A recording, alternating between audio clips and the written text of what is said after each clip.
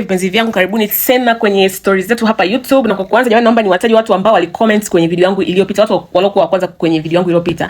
Wa kwanza ni Mwanaidi Liaga /M20, alikuwa mtu wa kwanza kucomment kwenye video yangu iliyopita. Alafu wa pili anaitwa Lakisa Salim. Wa tatu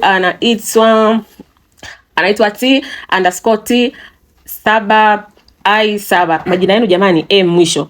Asanteni sana jamani kwa kuwa na mimi, na sasa ni wakati wa story yetu nyingine. Jamani, huyu binti babake alikuwa anamtumia kimapenzi tangu akiwa na miaka 6. Huyu binti anasema anakumbuka inakiwa na miaka 5 6, yani anakumbuka tangu anakuwa wazazi wake walikuwa wanagombana. Gani walikuwa wanagombanaga sana kwa vitu vya ajabu. Sana anachokuambia alichokuwa anakisikiaga ni mamake alikuwa akilalamika kwamba baba yake ana wanawake wengi. Mama alichokifanya, mwisho siku akamwambia mimi nimechoka, siwezi kuvumilia, mimi naondoka. Anakuambia usiku akasikia wakiwa wanagombana na babana akawa anabembeza mama, please basi kama unaondoka nenda na watoto. Mama akamwambia my friend, nilikuja kwako sijaja na mtoto, naondokaje na mtoto? Mama huyo puko akaondoka. Anakuambia alikaa kama miezi 3 hivi 4. Usiku babake akawa anakuja anamuita kutoka chumbani kwake, anamhamisha chumbani kwa mamake. Anamwambia wewe sasa hivi ni mkubwa, hapo ana wadogo zake wawili. Anamwambia wewe sasa hivi ni mkubwa, unatakiwa uje ulale huku chumbani kwa sababu mamako kaondoka, siwezi kulala peke yangu, kuna baridi. Babana akamchukua akawa analala chumbani kwake. Anakuambia alianza kidogo mpaka mwisho wa siku yule mtoto akazoea. Sijui unanielewa vizuri. Anakuambia usichana wake ulichukuliwa na babake mzazi. Baba yake mzazi, mpaka mtoto akazoea akaona ni kawaida. Ila alivyokuwa, unajua jinsi ambavyo alikuwa anakuambia, siku moja alikuwa anacheza na marafiki zake. Alipokuwa anacheza na marafiki zake akawa amewaambia like kwamba yani nikiwaga na babangu huwa tunafanya hivi na hivi na nyinyi mnafanyaga hivyo. Watoto wenzake wakawa like tunafanyaga nini? No, hii si kitu ambacho unatakiwa ufanye na baba yako. Hiyo that's wrong. My friend, kuanzia hapo akaamua nyamaza, akaenda akamwambia baba yake kwamba nilikuwa naongea na watoto fulani, nimewaambia wakasema si kawaida, wao hawafanyagi kanisa. Baba yake akamwambia wewe ndio una makosa. Anakuambia siku hiyo alipigwa mpaka akakaa nyumbani wiki nzima hajaenda shule. Baba yake akamwambia ni marufuku kwenda kuambia watu. Si unanielewa vizuri? Na tena akamwambia wewe ukienda kuwaambia watu, wewe na wadogo zako wote, kwa hiyo mchague nyie. Mama yenu kawakataa, mimi nimewastiri hapa na kaa na nyie na wafanyia favor. Kwa hiyo na wewe unatakiwa unifanyie favor ya kukaa kimya. Baba unawafanyia favor watoto wako, walikuomba wazae. Binti kakaa hivyo mpaka amefikisha miaka 16. Huo mchezo unaendelea. Anakuambia ndio miaka 16. Anakuambia siku moja alikuwa amevunja tu ungo, maskini ya Mungu, amevunja ungo, amekaa kama miezi 2 tu. Damu zikawa hazitoki tena, akawa haoni period. Akamwambia baba yake kwamba naona sioni period. Akaanza kuumwa kichefuchefu. Baba yake akaenda kununua vipimo na dawa za kutoa mimba in case of anything. Kaleta kipimo, kampima, kakuta ana mimba, straight kampa dawa za kutolea mimba. Anakuambia aliumwa, alikaa nyumbani kama mwezi.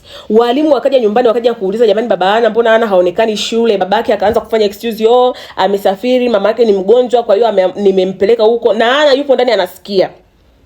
Baadaye akaja akarudi shule, walimu wakawa wanamuuliza huko kwa sababu alikuwa yupo kama hayupo, kwa sababu huwezi kuwa sawa kitu kama hicho kikatokea.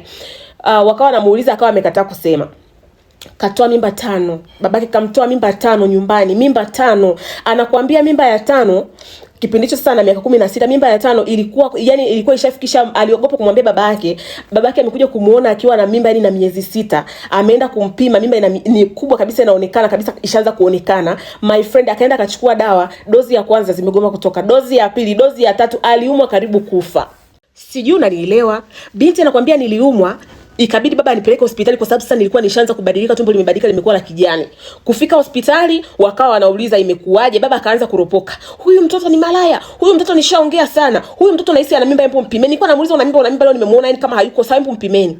Kumpima ndio madaktari wanaona mtoto kashameza dawa, sijui dozi ngapi za kutoa nini, lakini mtoto hajatoka, mtoto kafa, yuko tumboni, kafia tumboni, kizazi kishaharibika. Ikabidi wamtoe na kizazi. Babake alikuwa anamsema hapo hospitalini, na anamsema kama hamjui, na anajua yaliyotokea huko ndani.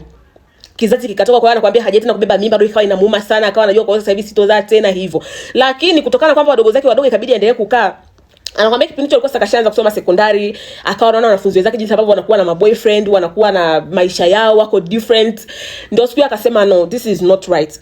Ndio kwenda kumfuata rafiki yake ambaye huyo rafiki yake mama yake ni mwalimu mkuu wa hiyo shule, sio anaoitaga headmistress, sijui ni something like that. Ni mwalimu mkuu wa hiyo shule, ndio kwenda kumfuata kumwambia, bwana, nyumbani kwetu kuna 1 2 3 ambacho kinatokea. Si unanielewa vizuri? Ndio yule mwalimu kumwambia hiyo sio sawa. Kwa nini hukuongea miaka yote? Akasema baba alisema hata mimi pamoja na wadogo zangu kwao nikawa naogopa, ndio maana sijawahi kusema. My friend, yule binti akaambiwa sasa rudi nyumbani, hii kesi investigate, nitaipeleka polisi, tutakuja tutamwarrest baba yako. Si unanielewa?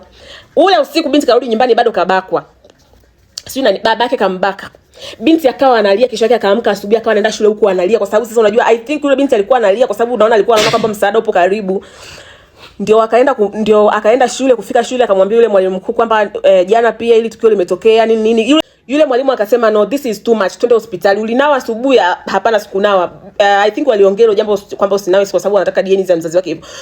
Wakampeleka hospitali, wakaenda kupima, kweli mtoto anaonekana ameingiliwa usiku wake. Ndio akamuelezea masuala ya mimba kutoka, akamuelezea kila kitu, akamuelezea jinsi babake ambapo ni malaya. Babake alikuwa anataka wanawake ndani, anakuja analala nao. Siku akija na wanawake, akija kulala nao nyumbani, ndio anamwambia anatoka kaale chumbani kwa wadogo zako. Siku nyingine akiwa peke yake ndio anamleta hapo huyo binti. My friend, I think yule babake sijui alikuwa na machale, sijui alikuwa anajua, sijui. Lakini walipofika nyumbani kwenda kwa ajili ya kumkamata yule baba hayupo. Nguo zake hazipo, kila kitu hakipo, ameondoka na vitu vyake vyote. Ndio nakwambia mwalimu, watu kuanza kulia pale, ndio kuanza kuelezea majirani kilichokuwa kinatokea, maisha yalivyokuwa nini. My friend, this is heavy. Guess what? Walivyoelezea vile vitu pale, wakaongea vitu vivyo vinatokea, wadogo zake wakawa wanalia, wadogo zake wawili wa kike wakawa wanalia. Ndio wakawa wanawauliza mnalia nini? Ndio wale watoto kusema baba pia alikuwa anatufanyia hicho kitendo. Tena hawa wadogo alikuwa anawaingilia nyuma na mbele. Kipindi chote alikuwa anamuingilia binti mkubwa, na wadogo zake pia alikuwa anawaingilia, nawaambia mkisema na waua nyie na muua na dada yenu hamtokaa muone. Kwa hiyo yani inabidi mkae kimya. Ndio watoto wakawa wamekaa kimya, watoto wake wote watatu.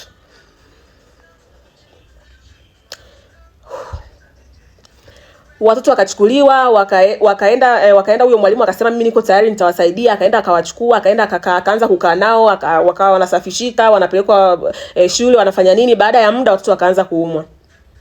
Mmoja baada ya mwingine wanaumwa, mara homa, mara wamearisha, mara kichwa, mara sijui nini. Ndio kuwapeleka hospitali kwenda kuwapima, wakasema tuwapime magonjwa yote. Tena dada mtu ndio aliyosema tunaomba mtupime magonjwa yote, kwa sababu alivyowaelezea ni alipokuwa anaita wanawake nyumbani, malaya anaenda anachukua kilabuni huko, amelewa anakuja hivi nini. Yule binti akawa yani unajua ndo kashakuwa, akasema ni na wasiwasi, tupimeni kila kitu. Ndio wakapimwa kila kitu.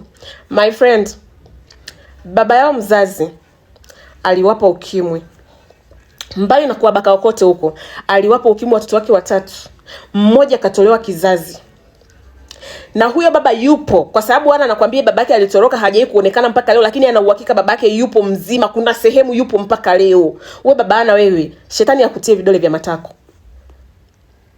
Kuna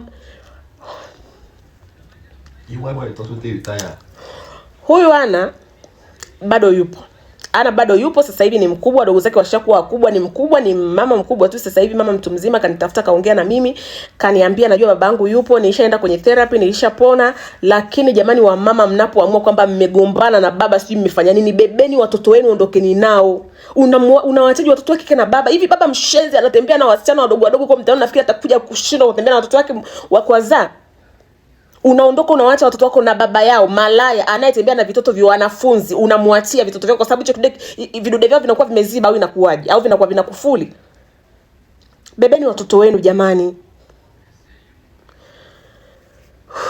Roho imeniuma. Yaani nishakusimuliaga story lakini roho imeniuma.